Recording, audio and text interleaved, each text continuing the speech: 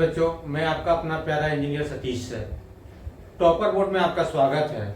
आज का बहुत ही इंपॉर्टेंट टॉपिक है कोऑर्डिनेट ज्योमेट्री, जो आगे चलकर आपको 11th में भी काम देगा और 12th में भी काम देगा।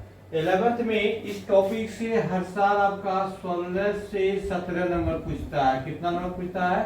16 से 17 नंबर पूछता है, जिसको आप 16 से 17 नंबर आराम से ला सकते हैं। तो बहुत ही जल्द आप लोग का और सब्जेक्ट का वीडियो अपलोड होने वाला है हमारा यानी आपका टॉपर बोर्ड पे। तो आज देखते हैं कोऑर्डिनेट ज्योमेट्री।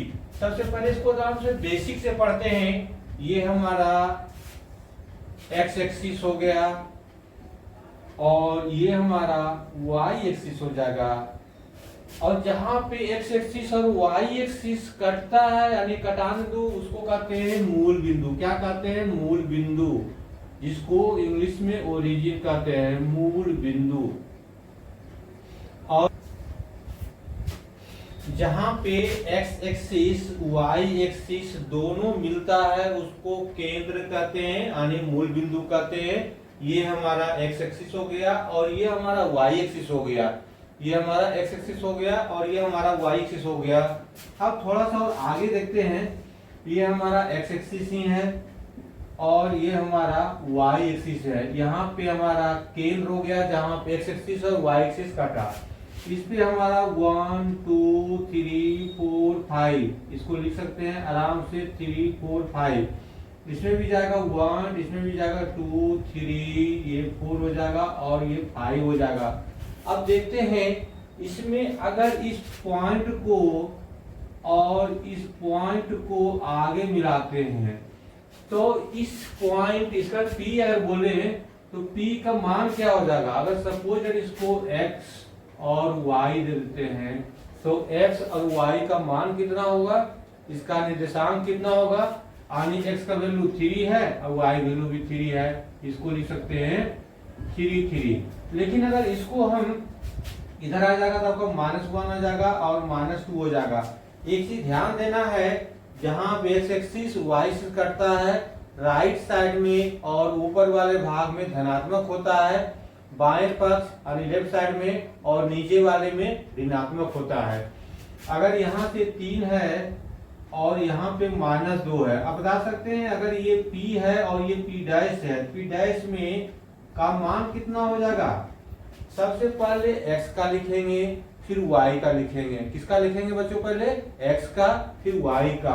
x का मान कितना है? -2 और y का 3 है। चलो यहाँ पे आपका -1 -2 -3 और -4 यहाँ से लेकर के ये मिला देते हैं। अब ये Q है तो Q का निर्देशांक कितना हो जाएगा? सबसे पहले x लिखेंगे तो x में कितना हो जाएगा? 3 और y में -4 हो जाएगा। क्या हो जाएगा? -4 हो जाएगा। और नोट करके लिख लेना है आपको, नोट करके निर्देशांक में सबसे पहले x अक्ष तब y अक्ष का मान लिखते हैं। ये चीज हमेशा आपको देना है, ध्यान देना है। निर्देशांक में सबसे पहले x अक्ष का मान तब y अक्ष का मान देना है। पहले किसका? x अक्ष का फिर y अक्ष का। चलिए बच्चे कुछ और नया देखते हैं आगे। ये हमारा x हो जाएगा और ये x' हो जाएगा और ये हमारा y हो जाएगा, ये y' हो जाएगा। यहाँ पे कट गया। अब यहाँ से लिख सकते हैं 1 2 3 4 5 सो जाएगा। इधर हमारा 1 2 3 4 जाएगा और इधर हमारा -1 -2 -3 -4 -5 जाएगा। यहाँ भी 5 कर देते हैं और ये भी हमारा -1, ये भी -2 और ये भी -3 और ये भी -4 और ये भी -5। अब बता सकते हैं कि इसका मान कितना होगा। यहाँ पर अगर P ले लेते हैं तब P का मान कितना होगा। सबसे पहले क्या बताया था बच्चों? x का फिर y का। तो x का मान कितना है 5, y का मान कितना है 2।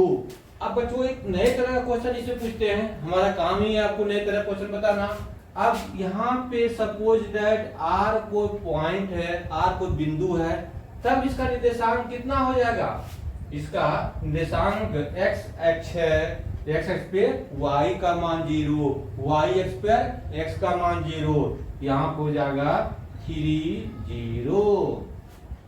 चलिए अब यहाँ बताना है, यहाँ पे क्या हो जाएगा? यहाँ पे मान हो जाएगा 0 4। सबसे पहले क्या लिखना है? x का, फिर क्या लिखना है? y का। तो x का मान इस पे क्या है हमारा 0, y अक्ष पे x का मान 0, तो 0 और y का 4 है। नोट कर लेना है, x अक्ष पर y अक्ष का मान क्या होगा? 0 होगा। नंबर 2 में y अक्ष पर x अक्ष का मान 0 होगा। आराम से ध्यान देना है, x अक्ष पे y का मान 0, y अक्ष पे x का मान 0। कितना आसान है। चलिए इसी में को पॉइंट नोट करते हैं, x अक्ष को भुज तथा y अक्ष को कोटि कहते हैं। क्या कहते हैं? कोटि कहते हैं। अब यहां से देखना है हमारा, ये हो जाएगा 2 और 3, इसमें ये क्या हो जाएगा हमारा भुज, और ये क्या हो जाएगा कोटि। क्या हो जाएगा? कोटि हो जाएगा। फिर से समझना है इसको, x y, x क्या हो जाएगा हमारा भुज, और y क्या हो जाएगा कोटि। ये चीज हमेशा ध्यान रखना है, भूलना नहीं है। x अक्ष को भुज कहते हैं, y अक्ष को कोटि कहते हैं। बच्चों थोड़ा सा आगे बढ़ते हैं, एक सबसे पहले वृत्त बनाते हैं। क्या बनाते हैं? वृत्त, और इसको 4 बराबर भाग में काट देते हैं। तो पहला वाला क्या हो जाएगा हमारा फर्स्ट, ये सेकेंड, और ये थर्ड हो जाएगा, ये हमारा फोर्थ हो जाएगा। इसको चतुर्थांश भी बोलते हैं। क्या बोलते हैं? चतुर्थांश या पाद। क्या बोलते हैं इसको? या पाद बोलते हैं। अब ये हमारा फर्स्ट हो जाएगा, ये सेकेंड हो जाएगा, और ये थर्ड हो जाएगा, और ये फोर्थ हो जाएगा। अब इसी को थोड़ा सा आगे डिटेल्स में पढ़ते हैं हम। तब यहां से ये हमारा फर्स्ट, ये हमारा सेकेंड, ये हमारा थर्ड, ये हमारा फोर्थ। अब इसमें क्या होगा हमारा प्लस प्लस, x भी प्लस, क्या बताया था सबसे पहले लिखेंगे x y, और यहाँ पे माइनस x और y, यानी माइनस प्लस। अब यहाँ पे क्या हो जाएगा माइनस x माइनस y, यानी x भी माइनस और y भी माइनस। अब यहाँ पे हो जाएगा हमारा x माइनस y, यानी प्लस माइनस। अब ये हमारा ओरिजिन हो जाएगा, ये x एक्सिस हो जाएगा, और ये हमारा y एक्सिस हो जाएगा। अब सवाल ये उठता है कि एंटी क्लॉकवाइज डायरेक्शन में क्यों मूव करते हैं, घड़ी के विपरीत दिशा में क्यों मूव करते हैं, क्लॉकवाइज यानी घड़ी के दिशा में क्यों नहीं मूव करते हैं। तो सबसे पहले एक छोटा सा एग्जांपल से समझना है आपको। 2 आदमी है, क्या है 2 आदमी, एक ए है और बी है। पहले ए से मिला, क्या देखते हैं किससे मिलते हैं, तो धनात्मक चीज यानी पॉजिटिव देखते हैं, और बीच मिला उसमें एक पॉजिटिव देखते हैं। तो कुछ दिन के बाद अपने आप पता चलता है कि ए में तो कुछ खामियां भी है यानी नेगेटिव भी है, ए में नेगेटिव हो गया, और बी में, ये 1 बाय 1 देखना है। और उसके बाद कुछ दिन के बाद देखते हैं कि बी में भी खामियां है, क्या है बी में भी खामियां, ए तो खामियां था ही, बी में भी खामियां, बी भी निगेटिव दे दिया। और कुछ दिन के बाद फिर महसूस होता है कि दोनों में ज्यादा खतरनाक कौन है, यानी ज्यादा खामियां कौन में है। जिसमें ज्यादा खामियां है उसको नेगेटिव रखेंगे, जिसमें कम खामियां है उसको पॉजिटिव करेंगे। तो देखते हैं कि y में ज्यादा खामियां है, y में ज्यादा खामियां है तो y को माइनस कर दिया प्लस। अब इसी से ये फर्स्ट हो गया हमारा, और ये सेकेंड हो गया, और ये थर्ड हो गया, ये फोर्थ हो गया। रियल में इस तरह से ही लिया गया है। अब इससे आगे कुछ देखते हैं, इससे आगे देखते हैं। जैसे यहाँ 2 3 दिया हुआ है, और ये -2 4 दिया हुआ है, और ये 6 7 दिया हुआ है, और ये -7 और -8 दिया हुआ है। बता सकते हैं ये किस में है, प्रथम, द्वितीय, तृतीय या किस में है। तो ये दोनों पॉजिटिव है, तो दोनों पॉजिटिव किस में आ गया, फर्स्ट में। ये x माइनस है और y प्लस है तो सेकेंड में आ गया। फिर से ये दोनों प्लस है, ये फर्स्ट में आ गया। ये दोनों माइनस है तो ये थर्ड में आ गया। अभी लेते हैं 4 -6, उसके बाद -7 और 8 लेते हैं। अब बताइए ये किसमें बच्चों, 4 और -6 ये किसमें हो गया हमारा, फोर्थ में, और ये किसमें हो गया हमारा, सेकेंड में। बहुत ही आसान क्वेश्चन है। कुछ और क्वेश्चन देखते हैं। हमारा 2 6, ये हमारा 7 9 माइनस में, और ये हमारा -9 और -7, ये हो जाएगा हमारा 8 माइनस में और 4। बता सकते हैं ये हमारा दोनों प्लस में है तो किस में होगा, प्रथम में या द्वितीय या तृतीय या चतुर्थ पाद में। ये दोनों प्लस है तो दोनों प्लस फर्स्ट में। ये y माइनस है, y माइनस किस में होता है, फोर्थ में। y माइनस किस में होता है, फोर्थ में। अब ये दोनों माइनस है तो दोनों माइनस किस में होता है, थर्ड में। अब ये x माइनस है, x माइनस किस में होता है, फर्स्ट में। ये चीज थोड़ा सा आपको एक बार रिमाइंड कर लेना है। एक बार अगर कन दिमाग में सेट हो गया फिर भूलने की जरूरत नहीं पड़ेगा आपको कभी। चलिए इसी से आगे और क्वेश्चन देखते हैं। -7 -8 9 6 4 -2 -7 -5, ये किसमें है, ये किसमें है, x माइनस है, y प्लस है, ये हमारा फर्स्ट में हो जाएगा, सेकेंड में हो जाएगा। ये 9 6 दोनों प्लस है, ये फर्स्ट में हो जाएगा। ये y माइनस है, y माइनस किस में होता है, फोर्थ में, और दोनों माइनस किस में होता है, थर्ड में। ठीक है बच्चों, थोड़ा सा बच्चों इसको और पढ़ते हैं क्योंकि ये बहुत ज्यादा इंपॉर्टेंट है। आपको 10th के साथ साथ 11th और 12th में भी काम देगा। ये हमारा x हो जाएगा और x डैश हो जाएगा, ये y हो जाएगा और ये y डैश हो जाएगा। जहाँ पे x और y एक्सिस दोनों एक दूसरे को काटता है उसको कहते हैं मूल बिंदु। क्या कहते हैं, मूल बिंदु। ये हमारा x और ये y, ये -x और y, ये -x और -y, ये हो जाएगा x और -y, ये हो जाएगा फर्स्ट, ये हो जाएगा सेकेंड, और ये थर्ड हो जाएगा, और ये फोर्थ हो जाएगा। अब जरूरी नहीं कि सभी हमारा पूर्णांक में हो या धनात्मक हो या ऋणात्मक हो, रूट में भी हो सकता है।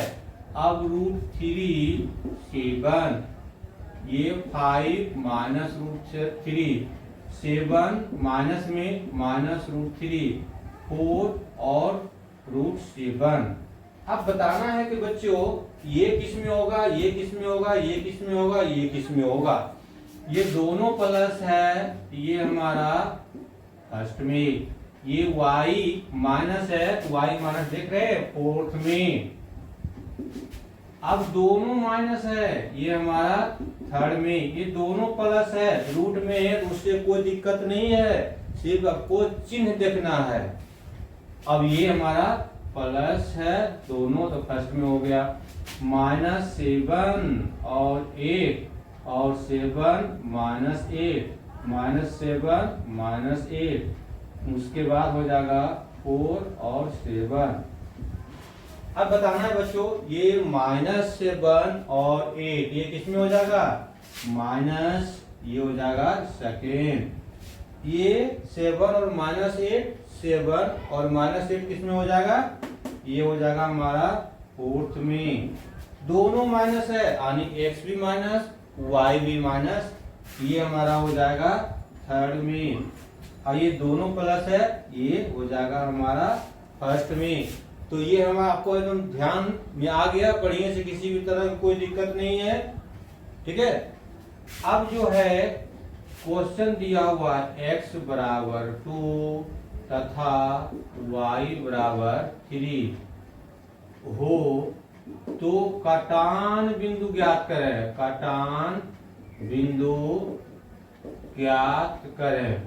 अब कटान बिंदु मतलब क्या हो जाएगा? निर्देशांक लिखना है। निर्देशांक में पहले x लिखते हैं, फिर y लिखते हैं, तो क्या हो जाएगा? ये 2 और 3। क्वेश्चन नंबर 2, x बराबर 5 तथा y बराबर 0 तो कटान बिंदु क्या हो जाएगा? 5 0। क्वेश्चन नंबर 3 y बराबर 7 और x बराबर 9 तो कटान बिंदु क्या हो जाएगा? पहले x लिखना है, 9 7, ये हो जाएगा आंसर, ये हो जाएगा आंसर। हमेशा जब कटान बिंदु पूछेगा तो पहले x का लिखना है, फिर y का लिखना है। चलिए ये क्वेश्चन और आपको मैं देता हूं। 2 3 दिया है तो भुज तथा कोटि ज्ञात करें। अब यहां से भुज मतलब क्या होता है? x अक्ष का मान, तब ये 2 हो जाएगा। अब कोटि मतलब y अक्ष का मान, यानी ये 3 हो जाएगा। जैसे ही अगर पूछता है आपसे भुज तो x का, और अक्ष कोटि पूछता है तब y का मान रख देना है। ठीक है बच्चों, आलेख निकालने के लिए सीखना है। आलेख बनाएं। क्या है? आलेख बनाएं। नंबर 1 में x बराबर 5, नंबर 2 में y बराबर 3। तो करना क्या है? ये x डैश, ये y डैश 0 हो जाएगा। x बराबर 5 है, ये पॉइंट ले लेंगे 1 2 3 4 5 और ये 5 कर देंगे। ये क्या हो जाएगा हमारा? x बराबर 5 पहला का। दूसरा का क्या हो जाएगा? y बराबर 3 है तो y में लेना है 1 2 3। अब y बराबर 3 पे ये खींच देना है, ये हो जाएगा y बराबर 3। एक चीज ध्यान देना है, अगर x बराबर +5 है तो प्लस की ओर लेना है। अगर माइनस रहता 5 या माइनस हो रहता तो माइनस, ये जो कटान बिंदु x और y का, उससे बाएं तरफ लेते। y बराबर भी 3 यानी +3 है, ये ऊपर लेंगे, ये हमारा x हो जाएगा एक्सिस और ये हमारा y एक्सिस हो जाएगा, इससे ऊपर लेंगे। अगर y बराबर -3 रहता तो ये कटान बिंदु से नीचे यानी मूल बिंदु से नीचे लेते। अब नोट कर लेना है बच्चों, भुज मतलब x अक्ष या x निर्देशांक,